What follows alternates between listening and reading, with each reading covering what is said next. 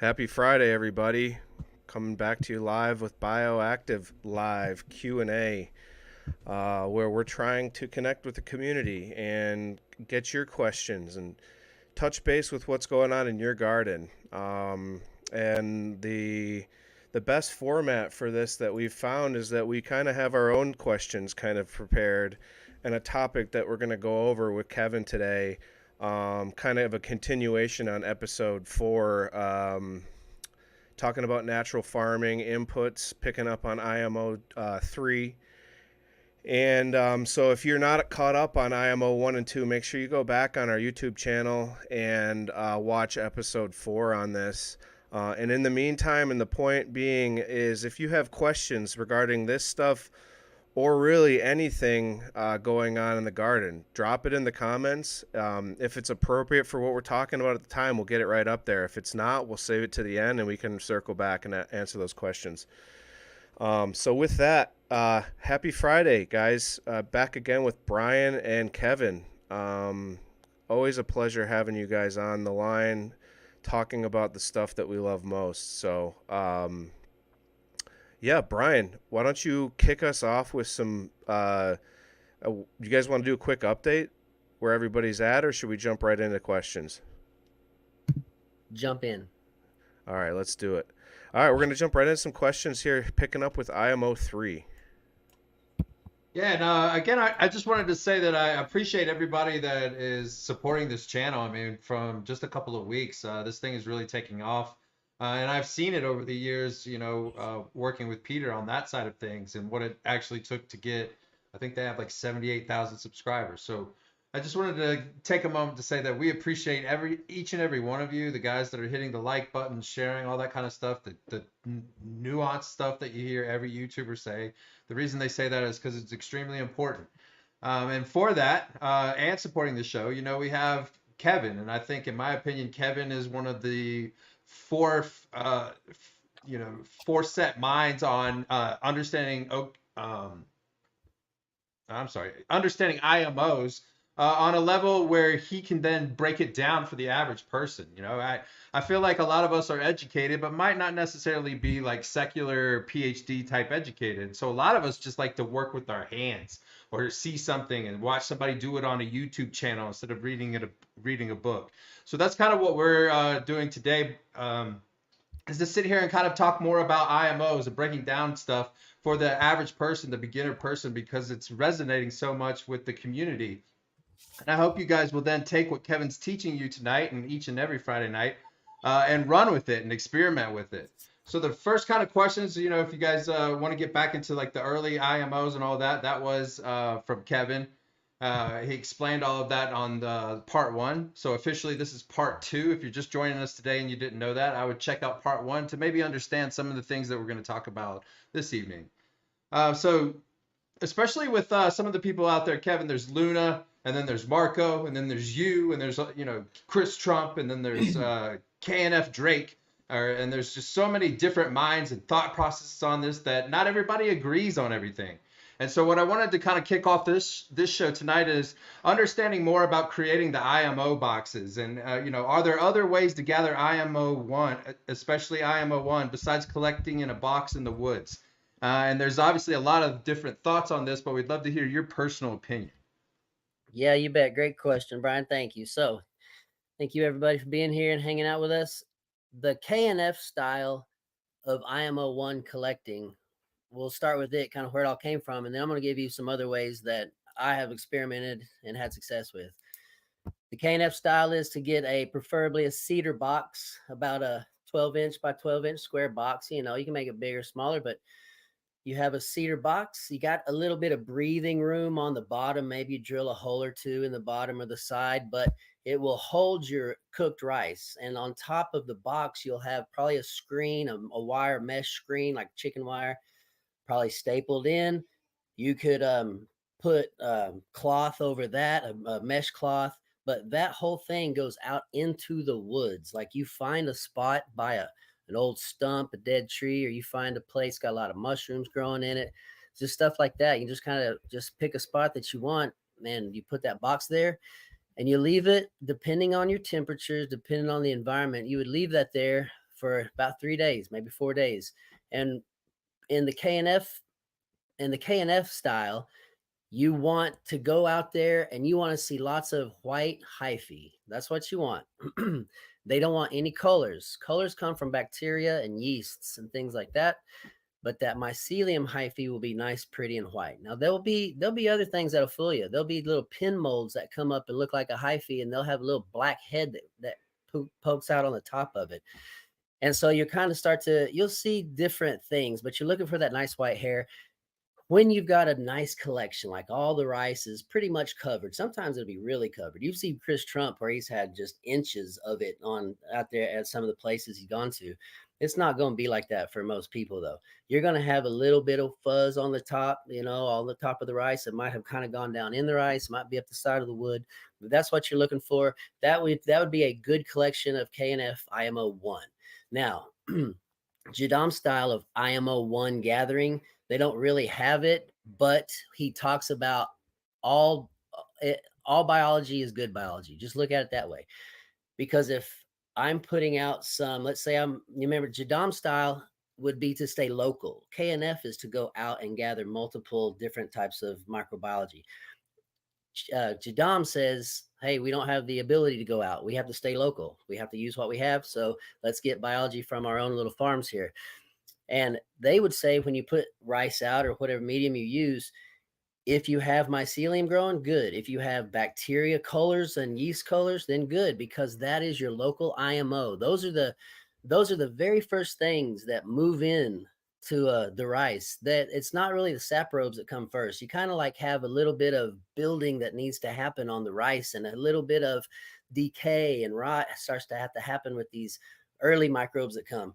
And then you capture all those good early microbes that you want, and then you make IMO 2 with that. But we won't go on any further into that. I want to tell you some ways that I would gather my IMO 1 that works. There's so many ways. So again, as I've said before, don't let somebody's organic taboo stop you from experimenting in your own environment, because your environment is different than theirs. Nobody's environment is going to be exactly the same. You're going to have different trees. You're going to have different grasses. You're not going to have as much room as other people do. Some people have room like I do. Some people live in an apartment. So all of our environment's just going to be different. But I have on my Instagram page, you'll see I took big bamboo sticks, split them in half, and opened them up where only one side would open and still kind of had a hinge on it. Filled that full of rice, closed it up, stuck it by some bamboo grows that I've got around my house, and gathered it in that. And I opened it up, and you can see the hyphae in there. You can see colors and all that stuff. But that's a good IMO 1 collection.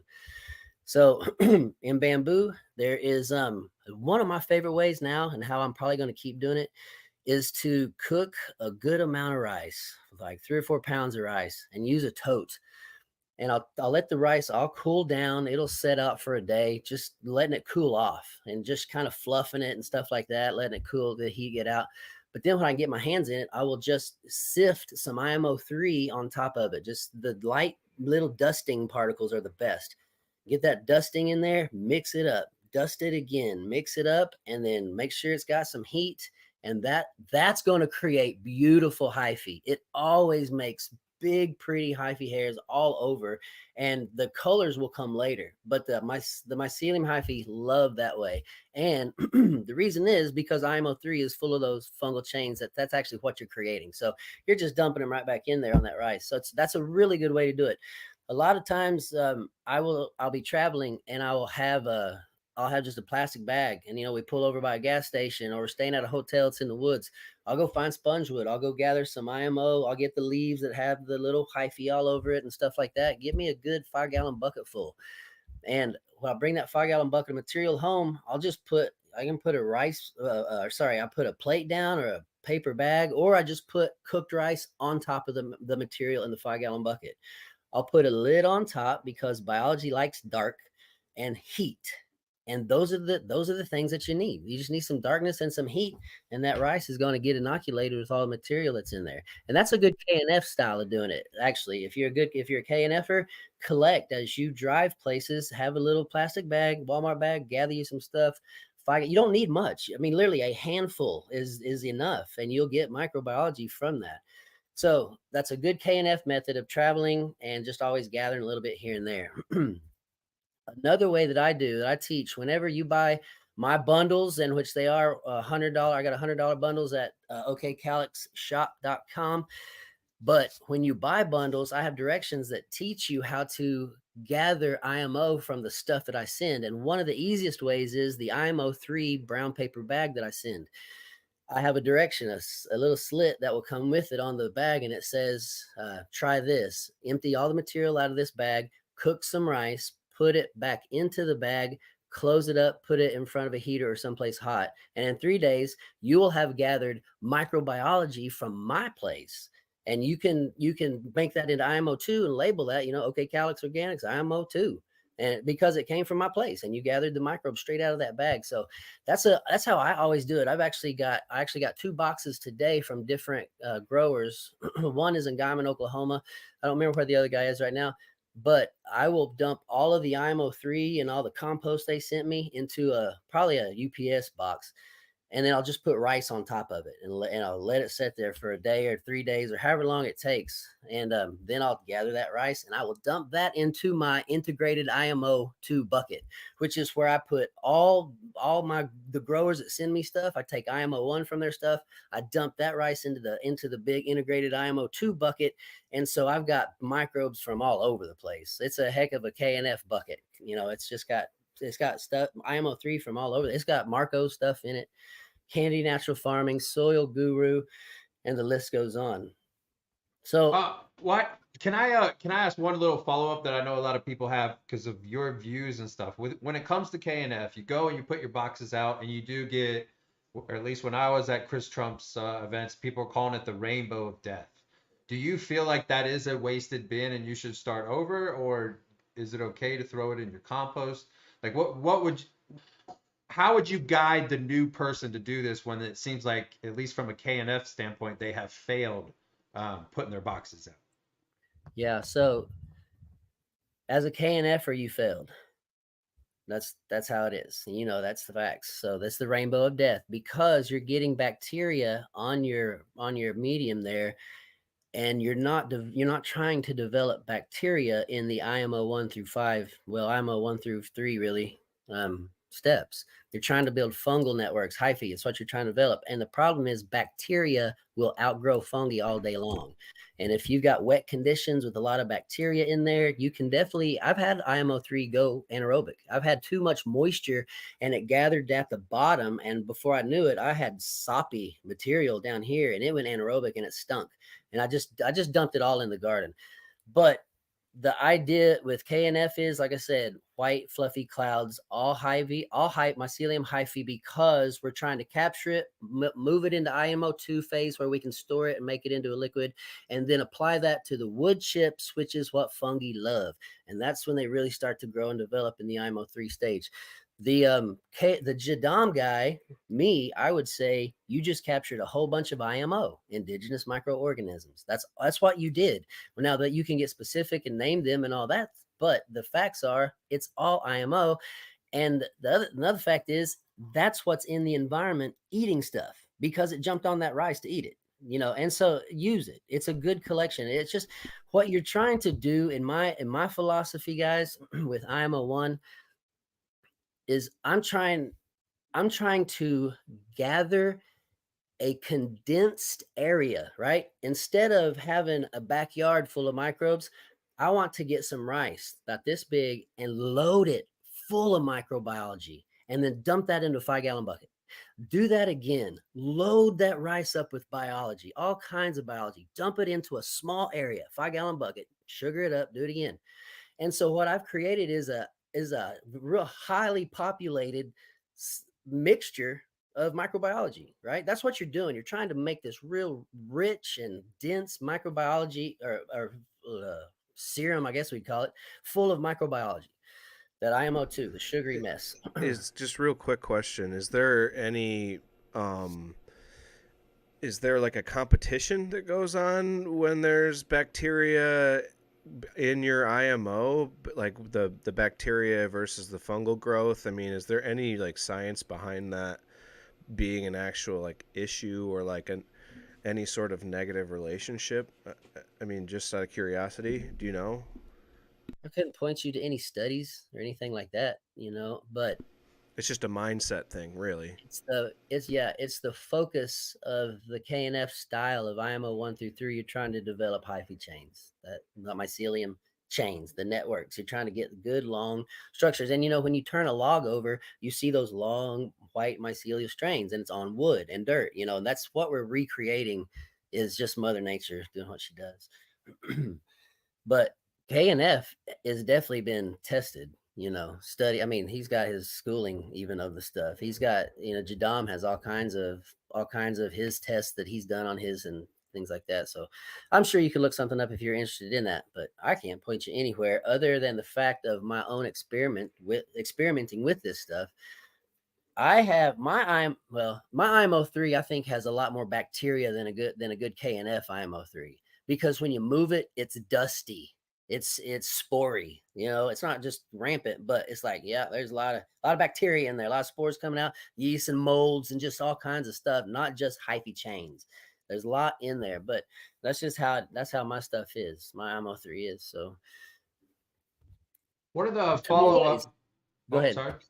Oh, it's just moving forward with that. A lot of people have been asking more of like when you get to stage 2, so you kind of explain that too. So now we're at IMO 2.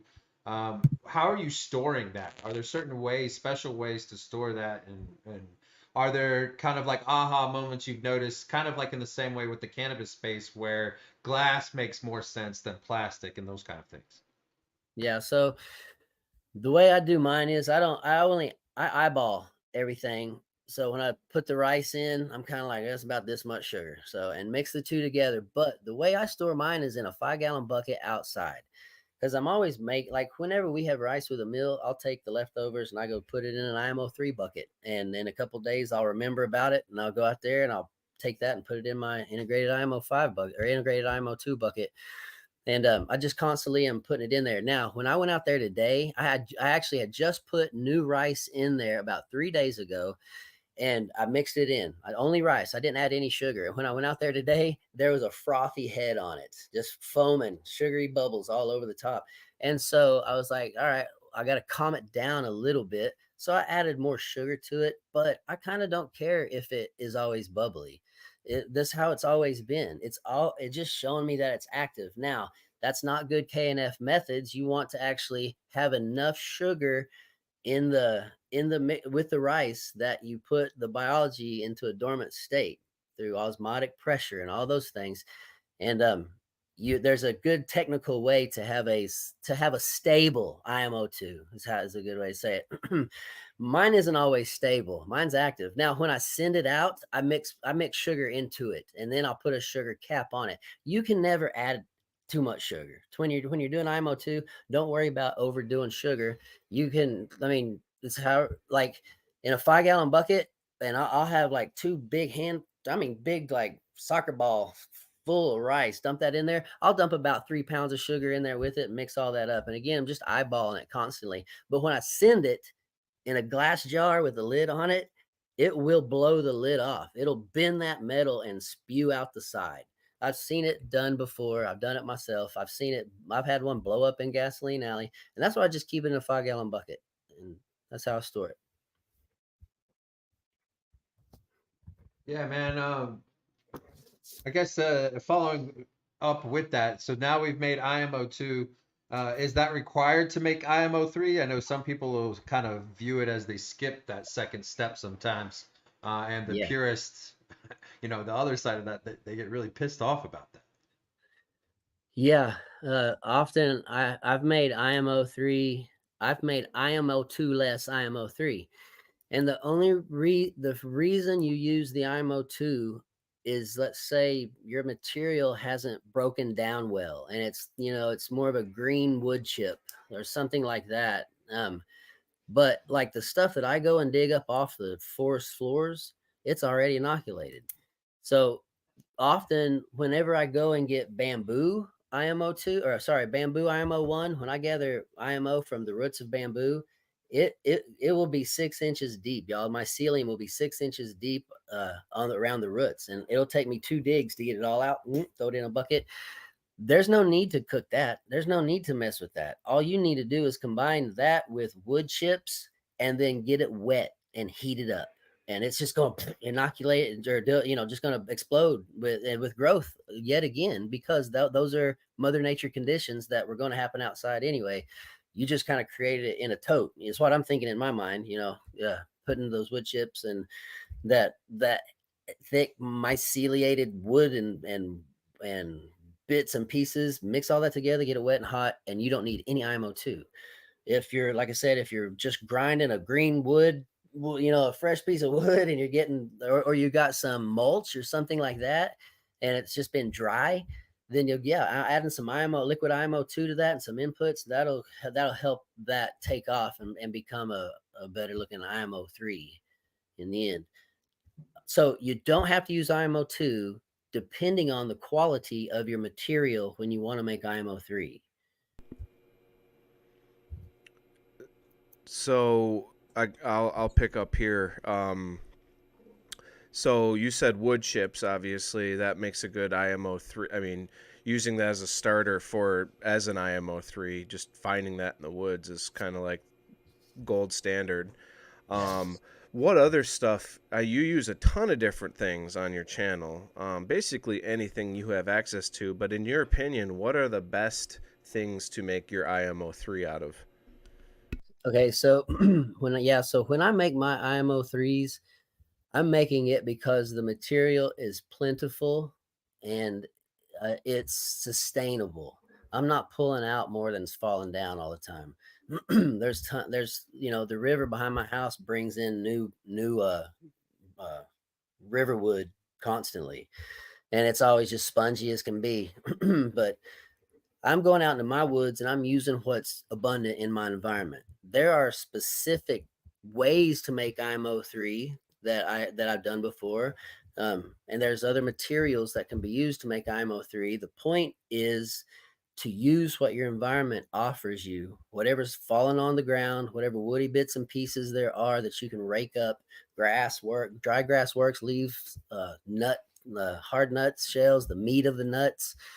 All of that stuff makes a great IMO3 from your environment. Now, there are some things that you can add that will set it off, and you can actually add things that can pop temperature spikes in there, even if you don't know what you're doing. So uh two of the main things I use is wheat bran and rice hulls. It's about like I can't think, about a 25 pound bag of wheat bran is like $12. And it makes a ton of bokashi, y'all. That makes so much bokashi. I show you how to make bokashi, y'all. If you make it, it's so cheap and it's so fun. Otherwise, you can buy some of mine because I make a bunch of it and I use it. But wheat bran is good. Wheat bran is like a sugar. It's a carbohydrate. It's a food source. And it will, if you get it too wet, it'll create spikes and heat. It'll heat up super fast. You won't be ready for it. Rice hulls are more of just organic material. I mean, it's like a filler. It creates space in there. It creates living habitats for microbiology. It holds moisture. It's just a good thing. Rice hull. It's a cheap byproduct. Again, not knocking Build a Soil, but his stuff is expensive. There's a place called Seven Springs Farm, I think it is, but guys, their rice hulls are about $60 cheaper, even milled. And so look at other places if you're trying to resource some of these things. Make sure you're trying to figure out where they come from and all those things. But Sorry, just a quick interrupt because yeah. That was kind of my follow-up question was, do you buy anything to add to your IMO3? But that's a good point, Kev, is looking around for other sources of this, not just looking at what the gold standard is, because what those guys are doing is offering you a product that they've bought at a big quantity. They've broken it down, repackaged, relabeled. They've spent the overhead, and then they've marked it up to cover those costs plus a profit. So, and that's what business is, obviously. So, if you're not trying to do the work, then go that route. But the other thing I wanted to add was that, like with wheat bran And I don't know about rice hulls, but I know with wheat bran you can get it like an animal grade, right? Where it's not like necessarily approved for human consumption, and it's even cheaper. Yeah. And we're not eating this stuff. Remember, we're giving it to our plants. But if it's organic, animal, grade, good to go. So, anyways, Kev, other than the wheat bran, you said you buy sugar for that IMO too. Yeah. Other than the wheat bran, other than some rice hulls, what are you buying anything else to put into I mean, those? there's the other things you can buy are like chopped dried alfalfa. You can get alfalfa bales that have been chopped up in about half-inch pieces. That's a good thing because it's high in nitrogen. That's something you can use in IMO 5 also. But a few other things that are cheap and that I have put in before, but I probably am not going to put in this year just because I'm just making wood chip, acorn, IMO 3 bamboo. I'm just using nature this year. Scratch grains are fantastic. Scratch grains is like old, just chicken feed it's bits of corn, bits of bean, bits of rice, and all these things that chickens will peck on and eat. But it's called scratch grains. It's real cheap. Corn, just bag of corn, dried corn. Don't corn it up. Don't have corn IMO 3, but as an ingredient that microbiology can use and eat on. Cooked right. Now, here's one of the things I actually do like to do, and I discovered this because I started taking IMO 1 from my IMO 3 totes. I would put cooked rice on my IMO 3 totes and leave it there for a few days and come back and look. And I'd take the rice off, put it in my integrated IMO 2 5-gallon bucket, but there would be some rice bits left on the IMO 3. And what I started seeing was those things would constantly covered in hyphae, constantly. And as I'd mix and mix, you'd pull back, kind of look in it, constantly covered in hyphae. So cooked rice is a really good thing to add to your IMO 3. And listen, guys, this is how I do it.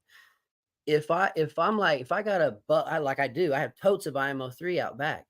Like I said, I take our family's cooked rice that we don't eat and I'll go put it in the IMO 3 bucket. Sometimes I leave it on there and I take it to my integrated IMO 2 5-gallon bucket. Sometimes I crumble it up in the IMO 3 and just mix it up and walk on.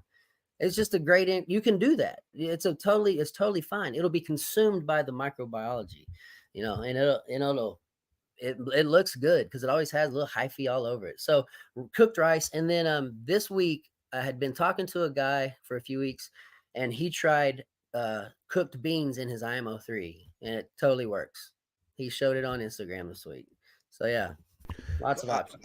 I was thinking about inoculating like Benny Boost because all Benny Boost is barley, lentils, corn, wheat bran, and oatmeal. Oh yeah. Steel cut oats. So it's like just fungal dominant shit that's just in my opinion, that's like superfood for beneficials and stuff like that. But I think it's superfood for microbiology as long as you have that temperature right and you keep that from spiking. And that's maybe one of the special sauce kind of things that you need to work on a little bit with the IMO 3. Stone Mason said rice bran, shredded oats, and mulch for the win on IMO 3. If you're not going to be around to flip it every couple hours, add more mulch to keep it cool. Is that a general rule of thumb? Like, add more mulch being what, wood chips? Like, keep it heavy on the wood chip side, or keep it? I mean, I guess let's, rather than going into what he said, how do you make sure that you regulate your temperatures, and how do you cook your IMO 3? Like, go through that process. Okay, so yeah, he might be saying add more mulch as in a dry material to a wetter, moister material, and that will kind of cool it down. That's one way. But um, how do I cook the IMO 3? So to do it properly, you would want to do it on the ground. That's the traditional way, properly as in K and F. And I say properly because we're taken from K and F. So I'm respecting it when I say properly because I didn't make these things up. I learned it from something else. So respectfully, those IMO 1 through 5, I'm taken from what they did. I didn't create anything new. I just had to adjust and make it work for my environment. But I don't cook it on the ground. I use totes because it works. That's why. Everybody asks me, why do you use totes? Because it works. It's a container. It's got it all right there. I don't have to shovel, scrape. I don't have to do anything. It's easy to move and stack if I want to. It's easy to cover up and get hot when I need to. So totes are always the best. And but during the winter time, I cook it inside Gasoline Alley. That's my shed, my little indoor grow that I have, and slash tool shed. But I'll cook it in totes, and I'll make a couple of totes, like 2 or 3, and I'll stack them. And the first one I'll put, 1 or 2 gunny sacks on top of it, and then I'll stick another tote on it and put a gunny sack and another tote and a couple of gunny sacks over it too. And then I just usually have one space heater, and one space heater heats the whole wall of IMO of those totes, and it's inside, and the temperature inside Gasoline Alley will be about 80 to 85. But with that little space heater, about safely a foot away from those totes, it'll heat your totes up enough that it's like being on an electric scooter. You just got to get the thing going at first, and then you can back off and let the scooter ride. It's the electric scooter take over, and you don't have to work anymore. The heater is getting the mother nature temperatures going, right? We're heating the material up. It's kind of moist in there, but we need more heat for the microbiology to get active. And once we start hitting some 95, 100-degree temperatures in those totes, it's on. And I can back the heater off a little bit just to try to keep a bit of a warm ambient temp. But inside the totes, I don't need any more heat. They're taking off. They're creating their own heat. When microbes divide, they burst off a little bit of heat, and man, they're dividing, and it's hot. And I can tell you right now, the temperature of 120 will make me pull my hand out. It burns. It's hot. So if you can put your hand in that IMO5 and you're like, oh, that's hot. It's a little hot for you. If you can't keep your hand kind of in there, you're like, oh yeah, that's hot. That's warm. You're probably around 115. But if you're pulling your hand out, you're above 120 and it's too hot. You should be able to keep your hand in it. That's if you don't have a temperature gauge or a thermometer. If you do have a thermometer, this is one of those things where KNF, you're like, yeah, y'all got this one down. Keep those temperatures around 115. Watch the temperatures when you're cooking IMO3. If you can't, it's no big deal. But let me tell you this, watch your temperatures, try to keep it around 115, because you want microbiology to live, and they will burn themselves up. They'll create so much heat that only certain types of biology can live, and typically those are called thermophiles. And that's when you get what's called a thermophilic IMO3. You don't have a lot of biology in there because you cooked it all out because your temps got too high. But if you can keep it around 115, that's a sweet spot where lots of diverse microbiology like to grow. And that's a good temperature just to get a lot of things going. And that hyphae the Mycelium hyphae will really grow right at that temp. And then that takes about 3 to 4 days. And guys, sometimes it doesn't cook that hard. Sometimes it hits 100 and rides and then comes down. And I can still pull it apart and see hyphae in there. So it's like, okay, it's not a failure. Excuse me, it's not a failure. It's still usable, still do it. Can you get more biology? Yes. This is when more attempts are required, not more knowledge. You just got to keep trying and figure out. There's so many variables that play into making the IMO3. All of nature, when you checked it, the temperature that it's at, the material that you started with. But cooking it outside in totes is fine too. You need temperatures above 85 though. About 85 and up, you'll be able to cook. You'll be able to get it going. If you try to make IMO3 like in Oklahoma when it's 100 degrees, you're not going to stop it from overheating. It's just going to be too hot. So there's times of the year you don't want to make it. When the temperatures are too hot, you're going to burn everything up. So have the good late spring, early fall time. Those are the best times to make good IMO3s. I think we found your clip for the week there, Mark. There's some really good gold bars there, man. Yeah, for sure. I've also always heard when you're talking temps, kind of like warm sand. Like it should be pleasant to you, to your hands, to your feet. So if you're kind of thinking it that way, you might not have a temperature gauge like Kevin had mentioned. Kind of remember when you were a kid. I haven't been to the beach in fucking decade or so, but but you never forget how good that feels, that warm feeling in like an early summer day on the beach, and that's kind of what that should feel like. um, when it comes to like in my world, right? Not everybody understands IMOs, but they are starting to understand diversity and building up things. And why do I offer a variety of things on rubber ducky isopods? And once we get to that point, then a lot of people are kind of confused on, well, why do I even use IMO 3? Why is IMO 3 so special? Why is everybody, when they're, selling their IMOs, why do they sell it at IMO 3? Yeah, so that's the good question. I think if you ask anybody who's gotten into the IMOs, what's the most valuable one, and it would be IMO 3, because it goes so many ways. It's probably the one level that is the most inoculated. It's because when you move into IMO 4, you might water it down a little bit with the soil material that you're using. It might not be as good. It might not be as inoculated. The IMO 3 is just highly inoculated material. You see the whites all over the wood chips, and it just looks like it's about to fall apart and break down into great soil. What I tell people who are just getting into understanding this stuff, and they actually grow a garden, they're growing food. I'm talking food right now with a garden. You will get a good soil if you can get good IMO 3 into your spot that you're growing, because microbiology is what does the work in the soil. And so IMO 3 is loaded with microbiology. Like I said, it's just full of it. So that's the first thing you want to get into the garden. I'm working with a guy just across the neighborhood right over here, working with his 3 little no-tills that he has. It's real sandy and it's all topsoil, because that's what a lot of people think when you get a garden. You're like, I got to get good topsoil in here. And that's like, no, you don't want a lot of topsoil. It's just sandy and it's going to run off and it won't hold water and it's not good. The first thing I brought him was a big old tote of IMO 3. I was like, they're just going to get the IMO 3 in there first. I told him, start putting your food scraps in here, start, mowing your grass over here, get some leaf in here, keep it wet, and we'll start working from there. But the first thing I wanted to get was the biology in there, because again, what we've learned from the soil food web, from all of those who have gone before us and done all the studies of the few decades past, is the biology is important. Not the fertilizers, not the crop rotations, it's the biology.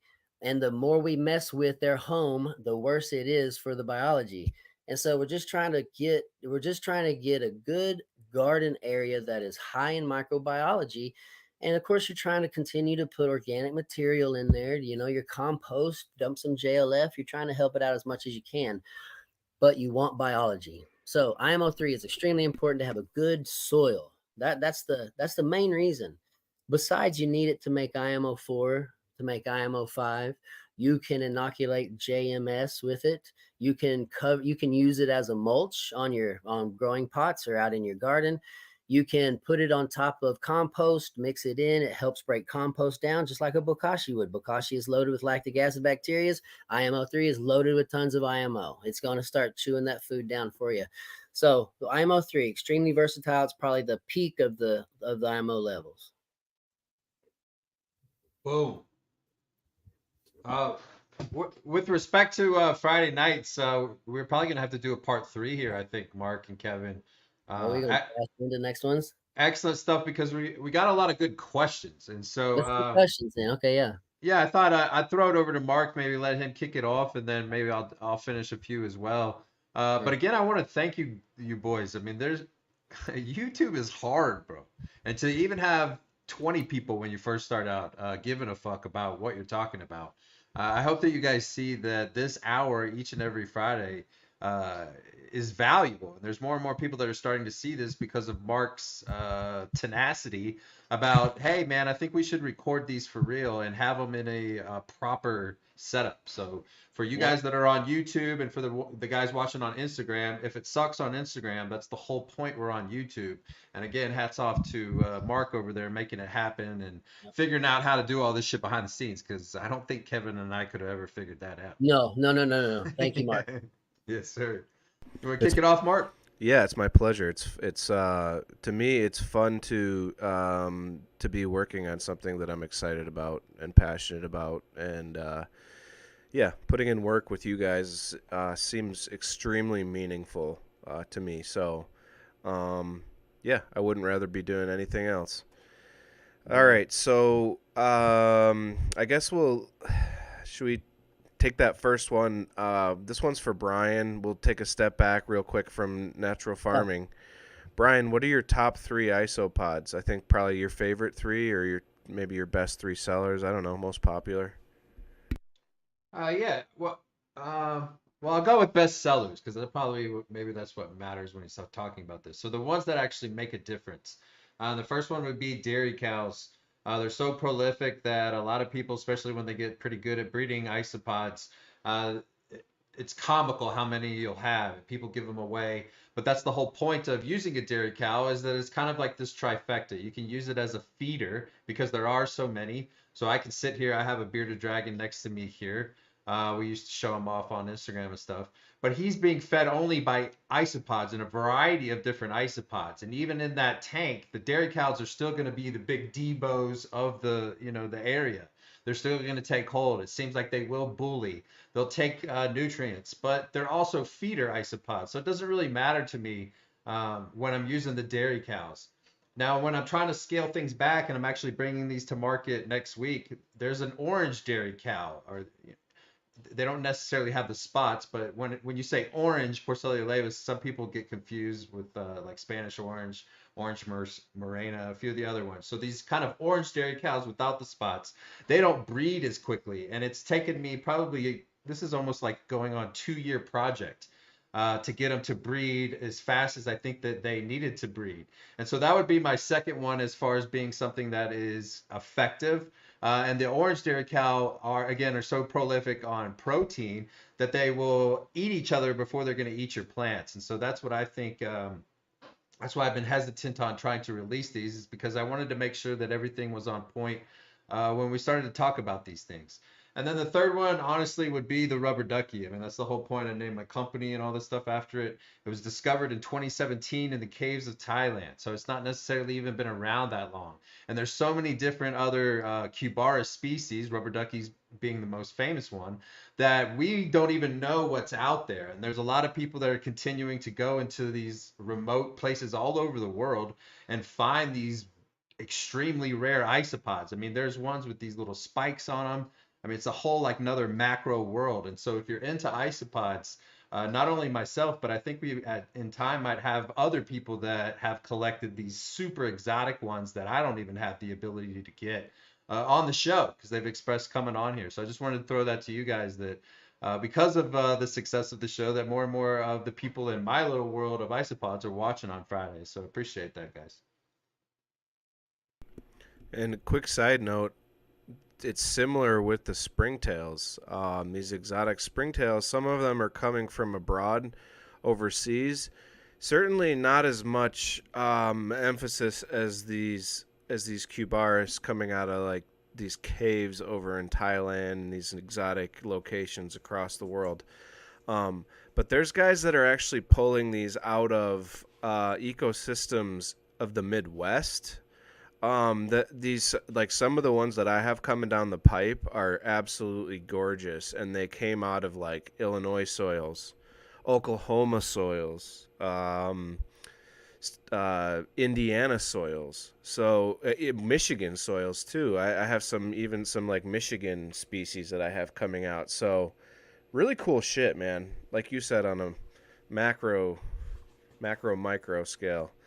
All right, so this one goes kind of right back to what we stopped talking about with you, Kev, and it's a good question. Why do we need IMO? Why is compost and a handful of dry amendments not enough? Because not everybody has compost and a handful of dry amendments. That's why. So you might have to start with something. Like I said, some people live in apartments. Some people live in places that they don't have any trees. They just have grass. If you're trying to start this process and you don't have compost or amendments, gathering microbes on rice would be the best way to start trying to create yourself a little something, maybe for an indoor grow or whatever the case may be, because compost is IMO. Compost is good. a handful of amendments, depending on what dry amendments you use. IMO all over my IMO 3, 4, and 5. Pukashi, Bokashi, Bokafi, they're all covered with IMO. So those would all work in place of that IMO. I really don't have to go gather anymore because it's all over the stuff that I have. But the reason to do IMO is because you're trying to create a soil that you don't have right now. And if you got compost and dry amendments, you got all you need. So it's for the people who need to begin, and it's for the people who just want to try also. But the reason these methods were created, they were for practical, not theoretical purposes. These were to be put into practice. These were to be given to farmers to have success.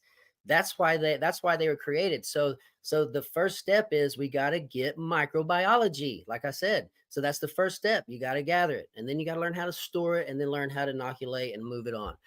So that's why. Right. Whether we can understand the thing or not, microbiology is extremely important in soil. Yep. Simply put. I'll do one more here, and then Brian, you can take it. What? All right. So, does size of mycelium? Are you asking this to? Sorry, I'm confused. Fire Ferments is asking, does size of mycelium matter? Like, isn't it good to see it, as most problematic stuff is too small to see, such as bacteria like Salmonella or E. coli? Oh.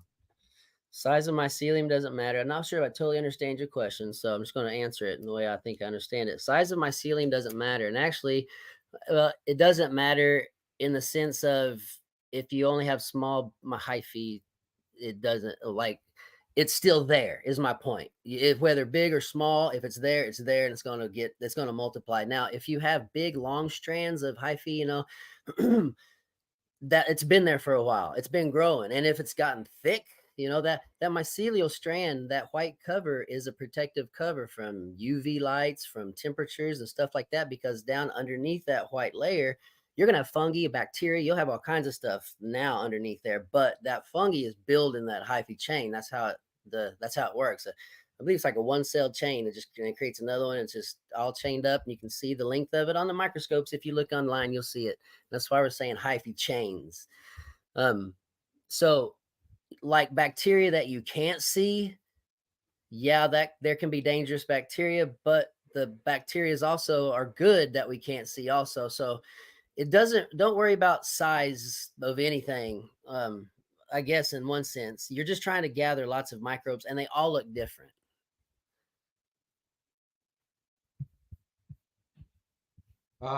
This is another one from Instagram. I see a lot more people doing this, Kevin. I think there's even like some kind of farm that must be paying for sponsored ads because he's kind of showing the electrical currents and all this to get you to watch the reel.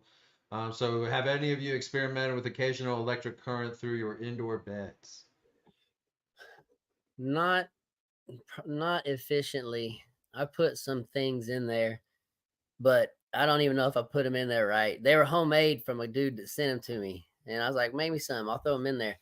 But man, there's a metal circle, magnets, and all kinds of stuff on it.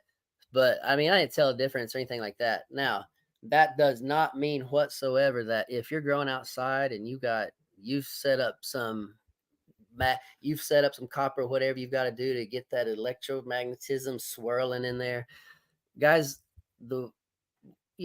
When we talk about things we see and what they actually are, it's disturbing. Like quantum physics and things like that, understanding things at a super small level, how they work and operate, makes zero sense on the big scales of physics that we think about.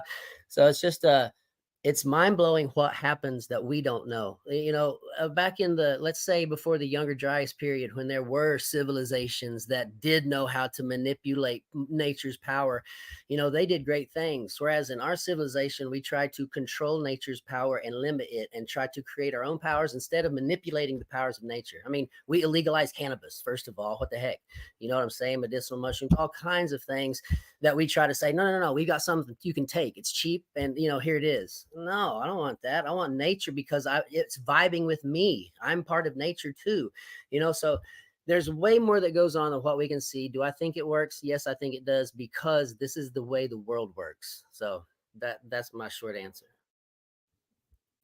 Yeah, I think more people are open to it, so now more people are experimenting. I've seen it a lot going Yeah, on. it just I would just wanted to. I mean, it's just kind of like taking everything, taking little tidbits of the good. It's like biodynamics seems crazy and off the wall sometimes, but it's just deeper connection with nature, and it's just trying to replicate nature on a deeper level. And um, I think any idea is a good idea, especially if you're seeing results and you feel good about it.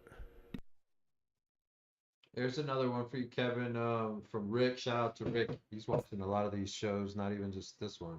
I see him Yeah, on all over YouTube. But it's all when over. you flip an IMO 1 to 3, how much sugar should you add? So you mean when you flip an IMO 1 to a 2, how much sugar should you add? So the exact measurement is, if you use if you have a pound of cooked rice that has been inoculated, when you weigh that out, you'll need a pound of brown sugar also. So you go equal parts, the same amount of rice, same amount of brown sugar. That is the given ratio to mix it. Now, like I was saying, I just put mine in a 5-gallon bucket. Sometimes it starts to bubble, sometimes it doesn't, depending on the temperature, and I don't worry about it. Yeah, and I think that's another thing that a lot of people want to follow you for is you kind of just figure it out and then you move on. You don't have to have 7 different theories on why all this stuff. And I think that's where a lot of people got lost at the beginning is because there was too much of this like almost religion to it or preachiness to it where thou shalt not do anything but what I say. Yeah, it's the cult, and it's because you don't have you get Chris Trump on there, which I definitely not knocking him whatsoever. He does it his ways. But the thing is, people watch that YouTube video and then they said, "Oh, this is how it must be done." And like you said, so it's chiseled in stone, and that's how it has to be done. But that's the thing about becoming a wise person, is being able to accept knowledge without acceptance of the knowledge. Like, it's just saying, okay, I hear the information you're giving me. I'm not agreeing to do the information that you're giving me, right? I'm just going to take the knowledge in. I get it. I see how you're doing it. I don't know if I'll be able to do it or not. I got to get home and figure out my finances and the materials that I have. And maybe I'm just going to, I'm going to wing it and try it on my own. And if you listen to Chris Trump at all, I've listened to all his stuff. He's always saying, guys, do what you got to do. Pivot, make do with what you got, constantly saying that stuff. So even he doesn't sit there and teach it must be done this way. He's teaching his way, but he's also saying you might have to do it different, guys, so let it be different. But a lot of those KNFer guys don't hear that part. They hear it must be done this way because it's how it's written in the book. It's not even how Chris Trump says it. Well, and sadly, I think it's the people that have taken classes, not even necessarily just from Chris Trump, but then they want to teach a class and they want to make it seem like, this is the only way. You got to come to my class.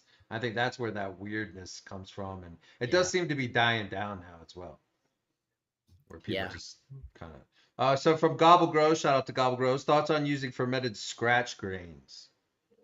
Fermented scratch trains are fantastic. Basically, it's what Mark uses for all of his little buggies that he has going around. Scratch grains just attract rove beetles, man. They attract more than just microbiology. They attract those little bitty guys that like to come in and eat on them too. And rove beetles are one of those things. So when I get scratch grains, to talk about this real quick, when I get a bag of scratch grains, it's dry. It's dried up grains, corns and rices and all that stuff. And I'll put about a third of a 5-gallon bucket full, fill it up with water. First off, I let that set in the sun, and that makes a chicken scratch JMS. And you'll dump that JMS liquid into your garden. Keep the chicken scratch grain. I will lay my chicken scratch grain out on gunny sacks, and I'll cake it up. I'll make it about an inch to an inch and a half high, and just a little cake that's like a flat pyramid kind of a thing, and it's just an inch long, and that it'll dry out over depending on temperatures. It'll dry out in about a week in the summertime. and you can actually cut it and you can break it, and you can have chunks of it and you can crumble it up or whatever. But that is a great addition to an IMO3. It's a great addition to compost because it's, again, full of microbiology that'll start to eat on your food. Guys, don't think you just have to have bokashi to compost or to have a bokashi bucket. You can make IMO3 and use it in place of bokashi. It's still going to do a heck of a job. It won't have your wonderful bread, smell that is delightful about bokashi, no doubt about it. But it's not going to have a stink to it. It's going to help break that food down faster, and it's just something you can check off your list that you don't actually have to buy if you're trying to get into a lot of organic stuff. IMO3 is very valuable, guys. It's the good one. Yeah, and again, that's why you see everybody kind of selling it from that point of view. So now more people, I think, can understand why it actually has a value of a monetary reason and why people are purchasing it. All right. One of the last questions, and then we have kind of a specific genetics question for you, Kevin. From Instagram. So KCMO, shout out to everybody watching on Instagram. Shout out to everybody watching on YouTube. I'm trying to wrap my head around how Jadam re-amends soil. Is it IMO3 or 4 that replaces this dry amending? Okay, I'm trying to wrap my head around how Jadam re-amends soil. Is it IMO3 and IMO4? So first of all, let me give clarification. The question is kind of combined or conflated Jadam and KNF practices. So Jadam will tell you to re-amend soil by using. So let me back up. Jadam has more than just JLF and JMS. They have a lot of different types of mixtures of inputs and liquids that will do specific things. So it's not just totally dummied down. There are other things that go on. But if you read the Jadam book, there'll be like a soil management system, I think is what it's called. But it's actually, it has measurements of JMS, JLF, Jadam wetting agent, whatever else it might be. But it's actually really to get your soil going. But the main way that they'll tell you to re-amend soil is through what they call or refer to as leaf mold or mountain soil is how often it'll be said. I believe it's called mountain soil. And it's just that it's where you're trying to go where trees are, that leaves have fallen, and you want to scrape just the top layer of leaves away. And you're going to look right there and you're going to see that the leaves have really broken down. They're going to have some mycelium on them. There's going to be a darker look to the soil, half inch right there. That's all full of microbiology. And you're trying to scrape that up. And that's what he would say is good soil. And you got to start with that. He is in Young Sang Cho, the Jadam guy. He would say that's good soil right there. That's loaded with biology. You could put that in water and you could dump that on your garden or take IMO1 from it. He's not saying you can't do IMO1 at all. Jadam's not saying you cannot do IMO1. It just doesn't say to do it. That's all. It's something you can add to your Jadam practice like I do. But what was the question up still? Let's see. Oh, that wasn't a question. That wasn't the question. It was just somebody saying, "What up, everybody?" I'm trying to wrap my head around Jadam re-amend soil. Is it IMO3 and 4 that replaces this dry amending? Okay, so if you are trying to re-amend soil, IMO3 is how you would definitely re-amend soil. You could re-amend soil with IMO4. I actually make IMO4 to grow in. That is what I grow in is IMO3 and compost or IMO3 and native soil that I've dug up from underneath a fallen tree. That's where I get it every single time. And that you can mix, like you could take my IMO3 or my IMO4 and you can mix that in with your existing soil. That's going to re-amend your soil pretty well. You can still use your nutrients or, your feeding schedule, whatever. But guys, I had Fat Beard Pothead. When we did a collab last year, I took my female plants over there and they were in a 5-gallon bucket in my IMO4 and he never fed them. He only watered them from veg to flower and on out. And they grew in that IMO4. And I'm telling you, it's super rich. It's fantastic. If you make a good soil, guys, you don't need anything but soil. You really won't. Eventually you won't. You have to get your soil built up. It takes time for that. It doesn't just happen. Or money, you know what I'm saying? Organics is time or money. You either got the time to make it or you got the money to buy it. That's the way organics works. It's nothing's coming fast. You have to wait on Mother Nature and what she does. But IMO4 and IMO3 will re-amend your soil quite well. And then it provides you the biology and the reinoculation of biology for adding other things like Kevin was saying, your dry amendments and stuff like that. If you're trying to add, specific NPK values and you know what I mean. So, anyways, that concludes our. Oh, so we have one more question. I'm sorry. Yeah, I'll take this one. Kev, what's your sweetest blueberry cross that you carry in one pack? You're bound to find at least 3 good phenos. There's going to be two that, hold on. I'll say 2. The blueberries and what's called blueberries and muffin else. And I don't even think it's up on the website. You'll have to DM me or email me at OKCalyxx or OKCalyxx@gmail.com. It's quite easy. OKCalyxx@gmail.com. You can email me, but I've got blueberries and muffin else. That is a blueberry breath crossed to my blueberry squealer. Those are both my strains, both my creations. But the blueberries and muffin else have always come out smelling on that sweet, sweet blueberry side. Now, there's no gas behind it. It's just a sweet dessert terp. It's good to get pressed and have a nice sweet taste. Those sweet blueberries don't last forever because the sweet terps don't last long for me. They got to have gas or kush to back it up to make it little distance on it.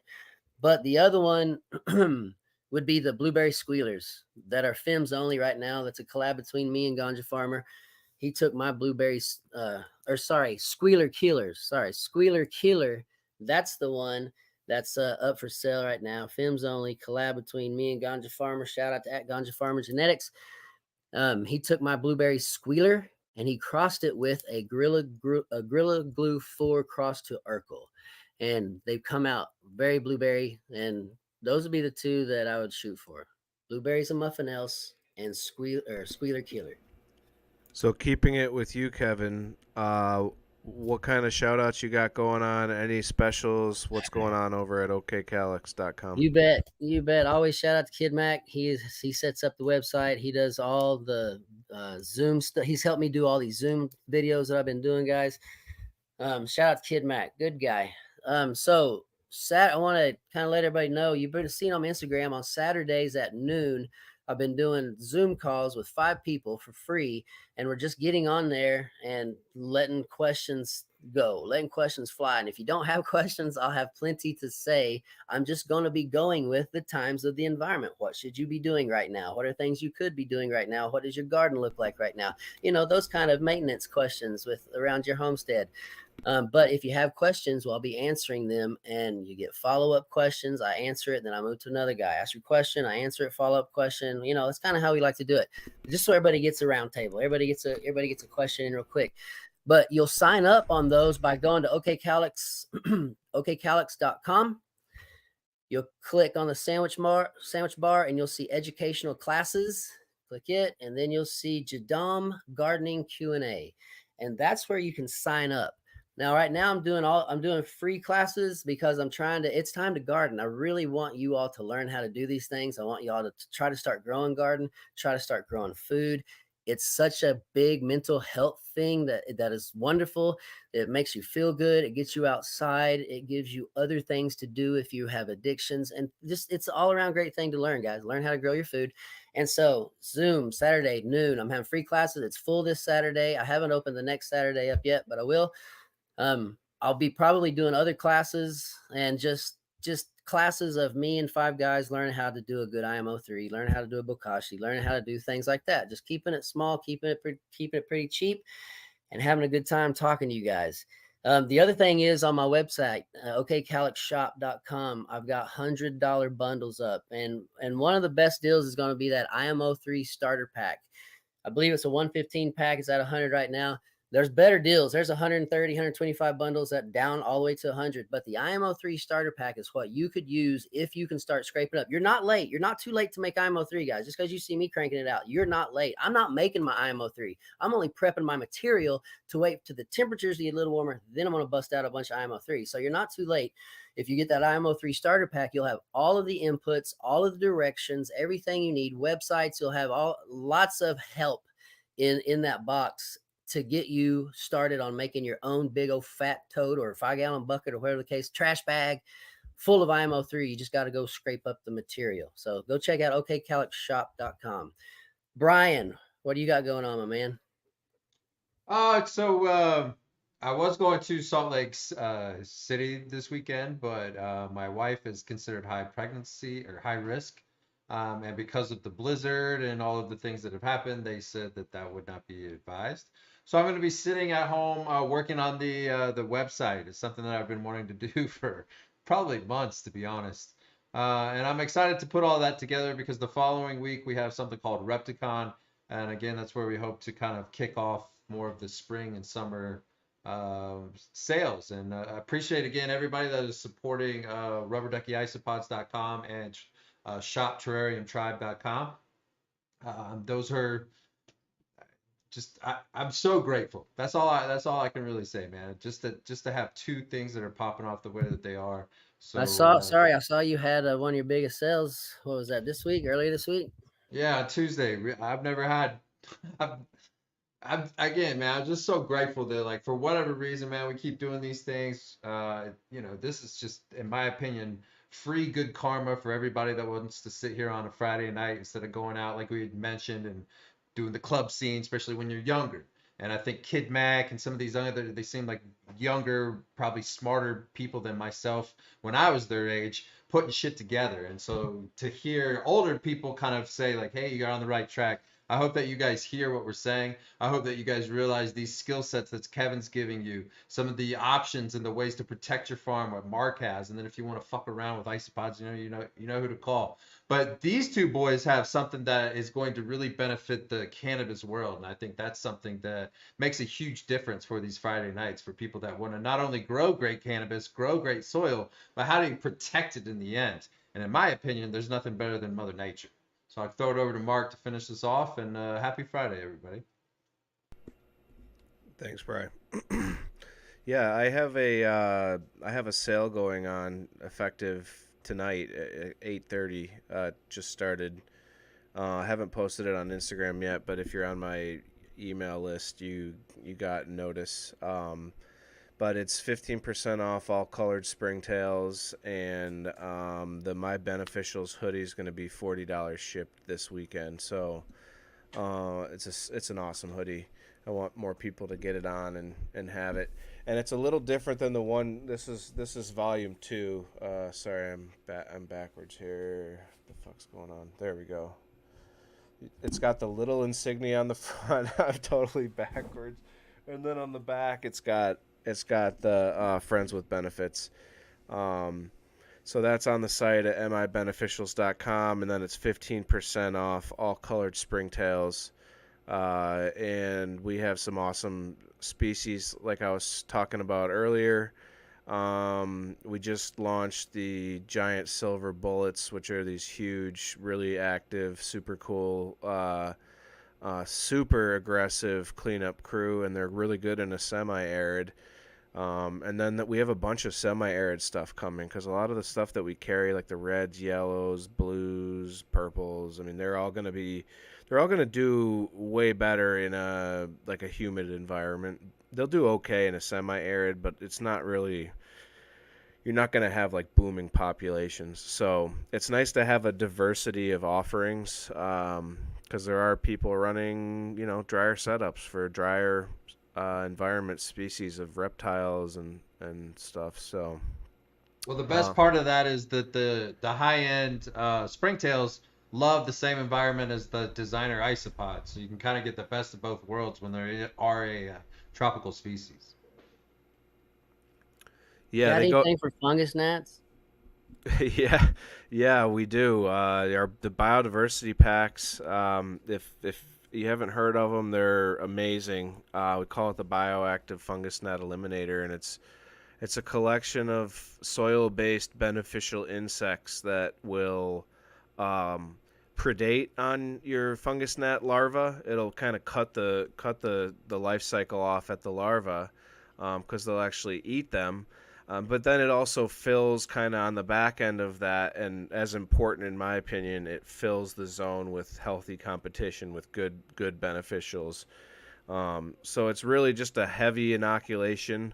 of a lot of stuff that you can see and a lot of stuff you can't see, kind of like what you sell, Kevin, just on a, I guess, a bigger scale, like a larger.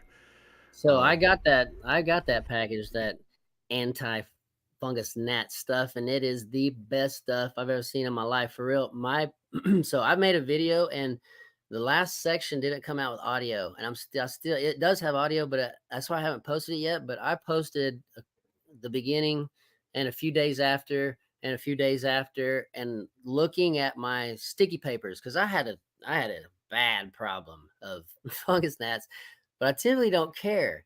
But I was like, man, if he's got this stuff, I want to see what's working. He sent me some out of the kindness of his heart. And so, heck yeah, I used it. And guys, I'm telling you, the sticky paper was the proof.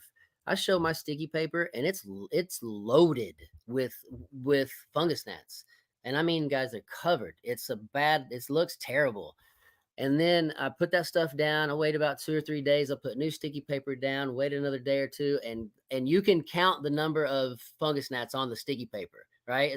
It's nowhere near like it even was before. So I'm still just kind of looking at the sticky papers to see how much I catch, because that's basically, in commercial grows, people often put sticky papers up where they have anything or not, just to see if they have anything or not, right? That's kind of what they use to check and see.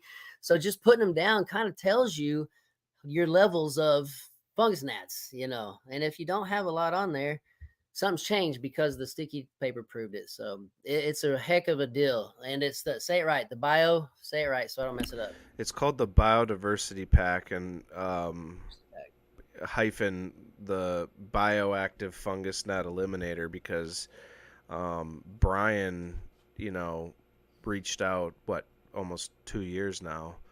Um, and Brian was the first person to even see a vision on the bioactive side of this thing. The only person. And we connected, we traded some bugs. He got some more he got some more of my packs. I got some of his isopods. It was just kind of like a cool setup, and hearing the successes on Brian's side and being able to apply it in that environment is truly a blessing, because I never would have opened my eyes to these springtails. It's kind of redefined us as a company. We're branching into two different directions, with both not snubbing anybody, because whoever can use the product, like you, Kevin. I mean, like, if I think that there's an application in a closed container where you need a heavy inoculation of good microbiology.